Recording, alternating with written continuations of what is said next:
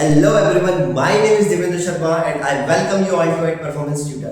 तो last chapter history का last chapter print culture जो एंड द मॉडर्न वर्ल्ड जो लास्ट चैप्टर है आपकी हिस्ट्री का उसके पीवाई के क्वेश्चंस जो है आपको इस ब्रह्मा सीरीज में देखने को मिलेंगे।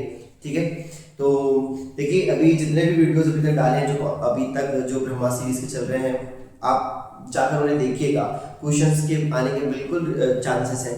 मैंने हमेशा ये कहा है कि हो सकता है कि लैंग्वेज थोड़ी सी चेंज हो, ठीक है, बदल जो क्वेश्चन को पूछने का जो तरीका है थोड़ा सा हो सकता है कॉम्पिटेंसी बेस्ड हो सकता है, पर आपको लिखना तो वही होगा। ठीक है, कंटेंट तो सेम जाएगा, आपको बस उस क्वेश्चन को आपको समझना है, उसे पहचानना है कि क्या पूछा गया है। चलिए, so print culture and the modern world का पहला क्वेश्चन जो हमारे सामने देखने को मिल रहा है वो है How was the increase in demand for books met in Europe in 14th century?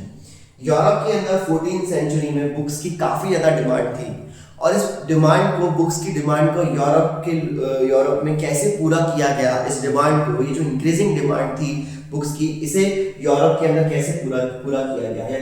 तो यदि हम सबसे पहले पॉइंट की बात करते हैं, ये लिखा हुआ बुक सेलर्स के बारे में।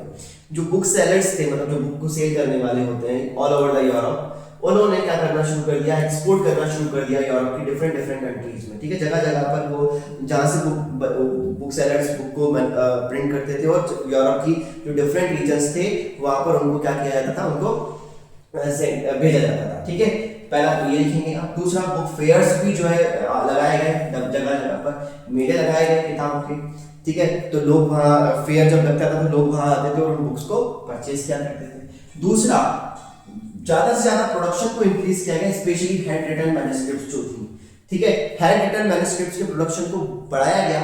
ठीक, जो एक्सपांडिंग डिमांड थी उसको पूरा करने के लिए मोर देन 50 स्क्राइब्स, आपको पता है ना स्क्राइबर्स कौन होते हैं, जो मैन्युस्क्रिप्ट्स को लिखते हैं। ये स्पेशल कह सकते हो, ये स्किल का एक वर्ग है, मैन्युस्क्रिप्ट लिखना हर किसी की बात नहीं है। ठीक है, हर किसी के बस में नहीं है। तो जो स्क्राइबर्स हुआ करते थे, जिनके पास ये स्किल हुआ करती थी, जो कि मैन्युस्क्रिप्ट्स को लिखा करते थे, तो more than 50 scribers often work for one book seller. तो एक बुक सेलर के अंदर में 50 स्क्राइबर्स कम किया करते थे।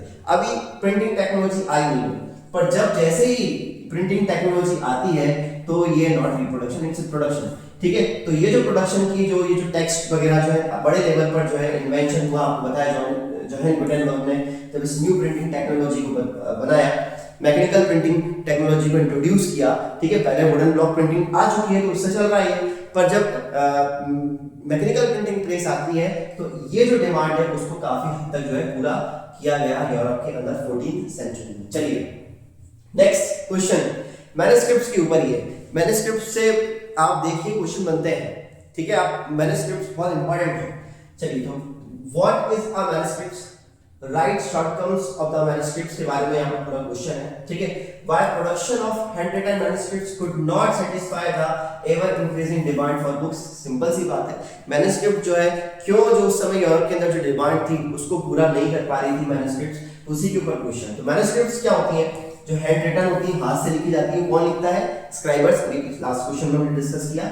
ठीक है, ये हैंड रिटन डॉक्यूमेंट्स होते हैं, स्पेशली पाम लीव्स पर लिखे जाते हैं या फिर जो हैंडमेड पेपर होता है उस पर लिखा जाता है मैन्युस्क्रिप्ट्स को। या तो पाम लीव्स होंगी या फिर हैंडमेड पेपर होगा, उस पर मैन्युस्क्रिप्ट्स को लिखा जाता है। तो यदि हम इसके शॉर्टकमिंग्स की बात करें मैन्युस्क्रिप्ट्स के, ठीक है, तो मैन्युस्क्रिप्ट्स बहुत ही हाईली एक्सपेंसिव होती है। कहने का मतलब यहाँ पर ये है कि कौन कौन से जो है ड्रॉबैक्स है मैन्युस्क्रिप्ट्स के, तो वो बात की गई है। तो बहुत ही हाईली एक्सपेंसिव होती है, फ्रेजाइल, मतलब उनको कैरी करना इतना इजी नहीं होता। ठीक है, मैन्युस्क्रिप्ट्स को प्रोडक्शन जो है हैंड रिटन होता है, इसलिए मैन्युस्क्रिप्ट जो है जो डिमांड थी उसको पूरा नहीं कर पा रही थी। क्यों? क्योंकि जो प्रोडक्शन की प्रोसेस है बहुत ही स्लो होती है।